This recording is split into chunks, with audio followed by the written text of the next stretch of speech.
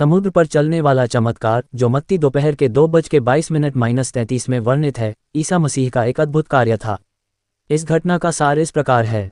ईसा ने अपने शिष्यों को एक नाव में बैठा दिया और उन्हें पार से दूसरी तरफ जाने के लिए भेज दिया, जबकि वह स्वयं पर्वत पर प्रार्थना करने के लिए गए। रात के समय, जब शिष्य नाव में समुद्र के बीच में थे, एक तूफान ने उन्हें घेर लिया। पानी में लहरें उठने लगी और शिष्य डर गए। इस समय शिष्य ये देखकर चौंक गए कि कोई व्यक्ति समुद्र पर चलकर उनकी ओर आ रहा था। उन्होंने सोचा कि यह कोई भूत है और डर गए। लेकिन ईसा ने तुरंत उन्हें आवाज दी, डरो मत, यह मैं हूँ। पतरस, जो शिष्यों में से एक थे, ने ईसा से कहा, यदि आप ही हैं तो मुझे पानी पर चलने के लिए अपने पास बुलाए। ईसा ने पतरस से कहा, आओ।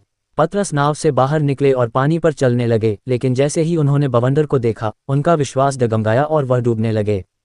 पतरस ने चिल्लाकर कहा, प्रभु, मुझे बचाए। और ईसा ने तुरंत उन्हें पकड़ लिया और कहा, तुम क्यों डगमगाए, हे विश्वासहीन। फिर ईसा ने पतरस को नाव में वापस लाया और जैसे ही वह नाव में चढ़े, तूफान शांत हो गया।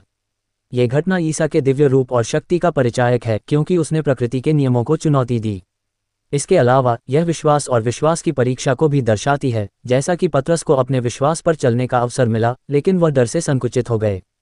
इस चमत्कारी घटना का एक गहरा अर्थ है, जब हम अपने विश्वास पर टिके रहते हैं तो हम किसी भी कठिनाई को पार कर सकते हैं, लेकिन जैसे ही हम डर और संदेह को अपने ऊपर हावी होने देते हैं, हम असफल हो सकते हैं। ईसा हमें ये संदेश देते हैं कि वह हमेशा हमारे साथ हैं, हमें डरने की आवश्यकता नहीं है।